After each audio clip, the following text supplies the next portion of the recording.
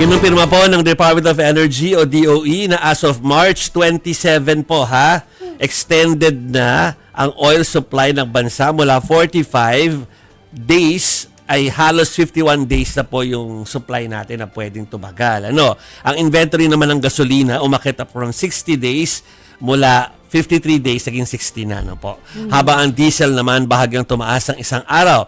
Nasa 107 days naman ang supply ng kerosene mula halos 99 days. Tumaas naman ng halos 63 days ang supply ng jet fuel mula sa halos 39 days. Yan po uulitin ko pa lang pa rin na as of March 27. Okay. Yung mga figures 3 days po ago na yan. yan, 3 days mga ago kapatid. po yan.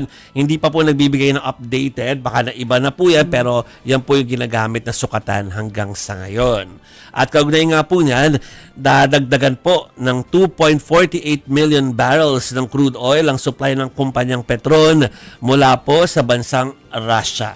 Nagbabala ang Petron na posibleng magdulot ng fuel shortages, price increase at transport disruptions kung magkakaubusan nga naman ng crude supply. Baka na-factor in na dito yung in-import, yung shinip, di ba? Na galing Singapore and Russia na total of 800,000 barrels. Oo. Di ba? Baka kaya tumaas yung ating supply. Yes. Oo. Si Senator Sherwin Gatchalian, narinig ko sa isang interview, sabi niya, hindi rin po kasi tayo pwedeng mag-order at mag-keep ng napakaraming supply for ilang days kasi or more than this, so much more than this. Kasi sabi niya, meron po kasing storage cost din.